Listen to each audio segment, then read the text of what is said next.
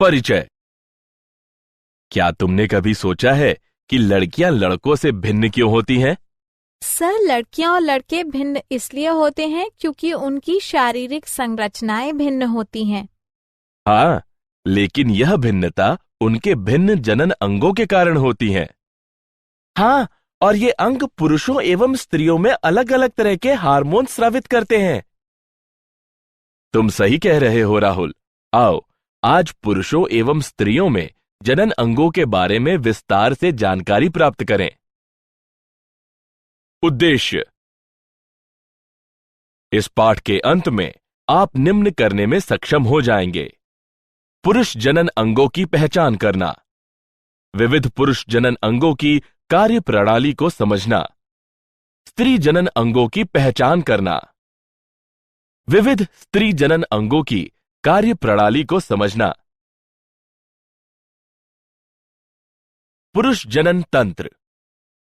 स्तनपायी पुरुष जनन तंत्र में निम्न सम्मिलित हैं: बाह्य जनेंद्रिय, वृषणकोश, शिश्न, आंतरिक जनन अंग, वृषण, सहायक लिंग नलिकाएं, वीर्य एवं ग्रंथीय श्रावण ले जाने के लिए वाहिनी।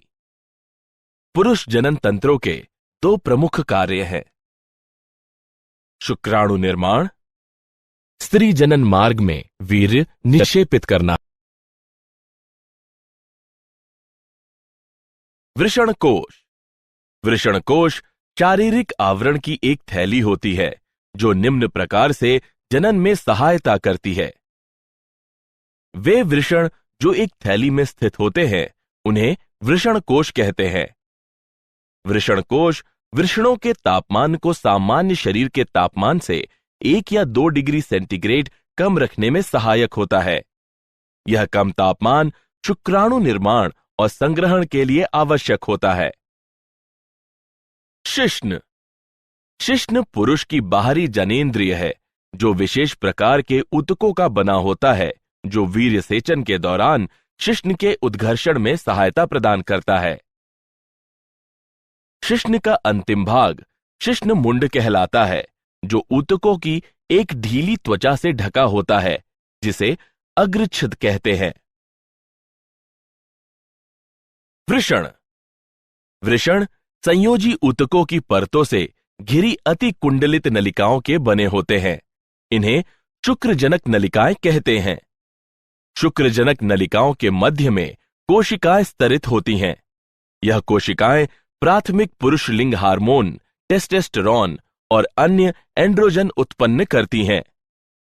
शुक्रजनक नलिकाओं में शुक्राणुओं का निर्माण होता है। पुरुष मैथुन सहायक नलिकाएं, वृषण जालिकाएं, शुक्र वाहिकाएं, अधिवृषण, शुक्रवाहक। शुक्राणु इन नलिकाओं में निम्न तरीके से प्रवाहित होते हैं। ये नलिकाएं वृषण से प्राप्त शुक्राणुओं का भंडारण तथा मूत्र मार्ग से इनका बाहर की ओर परिवहन करती हैं। पुरुष सहायक ग्रंथियां। पुरुष की सहायक ग्रंथियों के 3 समूह हैं।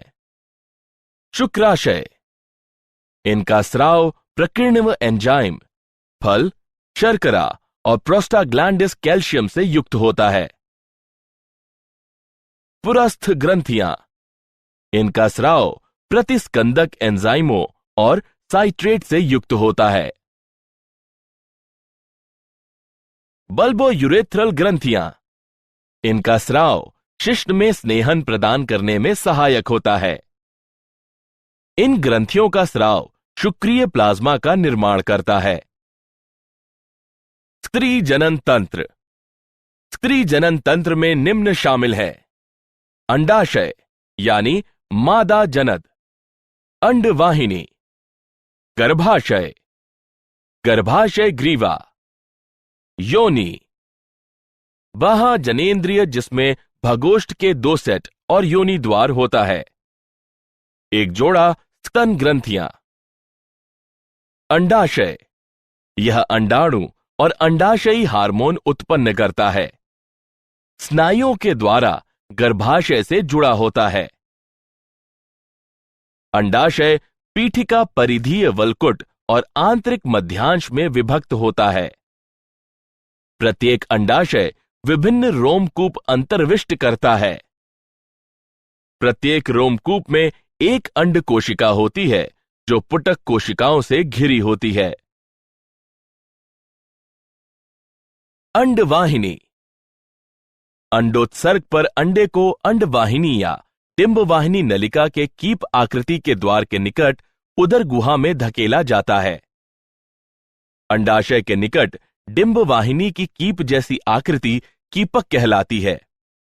कीपक की झालर अंडोत्सर्ग के दौरान अंडाशय से उत्सर्जित अंडाणु को संग्रह करने में सहायक होती है। पक्षमाभी अस्तर से होकर अंडा अंडवाहिनी से गर्भाशय तक जाता है।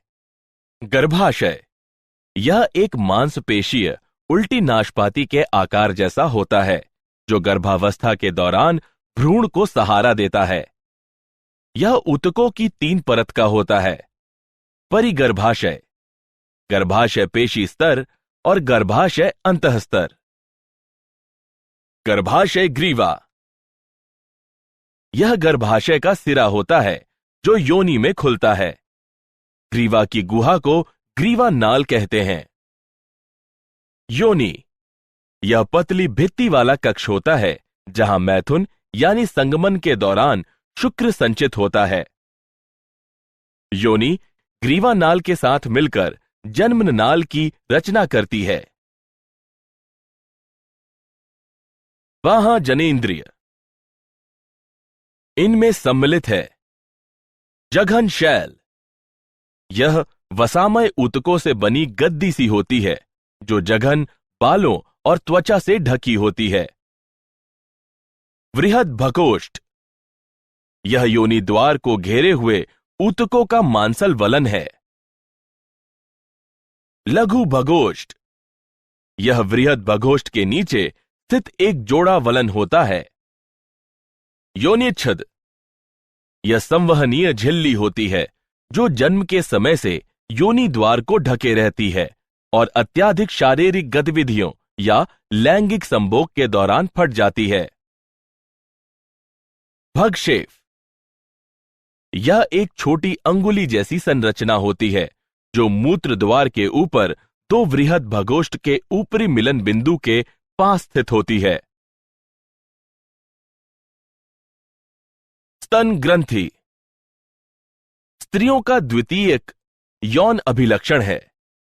पुरुषों एवं स्त्रियों दोनों में पाई जाती है, लेकिन केवल स्त्रियों में ही ये कार्यशील होती है। स्तन ग्रंथियों के ग्रंथिल ऊतक 15 से 20 स्तन पालियों से बने होते हैं, जिसमें दुग्ध स्त्रावित करने वाली कूपिकाओं के गुच्छ होते हैं। प्रत्येक स्तन पाली की नलिकाएं मिलकर एक स्तन वाहिनी बनाती हैं, जो अन्य स्तन वाहिनियों से मिलकर एक चौड़ी स्तन तुम्बिका बनाती है, जो दुग्ध वाहिनी से जुड़ी होती है, जिससे स्तन से दूध बाहर निकलता है। क्या आप जानते हैं, स्त्रियों की जर्म लाइन को कैंसर उपचार से क्षतिग्रस्त होने से बचाने के लिए स्फिंगोसाइन 1 फॉस्फेट युक्त एक औषधि संश्लेषित की गई है। यह औषधि ऐसी स्त्रियों में अंडाशय की कार्यप्रणाली बहाल करने में भी सहायक है। सारांश। आइए हमने जो कुछ सीखा है उसे संक्षेप में दोहराए। पुरुष जनन तंत्र में एक जोड़े वृषण, पुरुष यौन सहायक वाहिकाएं और सहायक ग्रंथियां तथा वाह जनेंद्रियां होती हैं। वृषण में अति कुंडलित शुक्रजनक नलिकाएं होती हैं जो शुक्राणु उत्पन्न करती हैं। पुरुष बाह्य जनेंद्रिय शिश्न कहलाती है। स्त्री जनन तंत्र के अंतर्गत एक जोड़ा अंडाशय, एक जोड़ा अंडवाहिनी, एक गर्भाशय, एक योनि, बाह्य जनेंद्रिय और एक जोड़ा स्तन ग्रंथियां सम्मिलित होती हैं।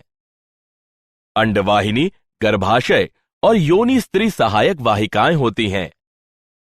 स्तन ग्रंथियां स्त्रियों का एक द्वितीयक यौन अभिलक्षण है।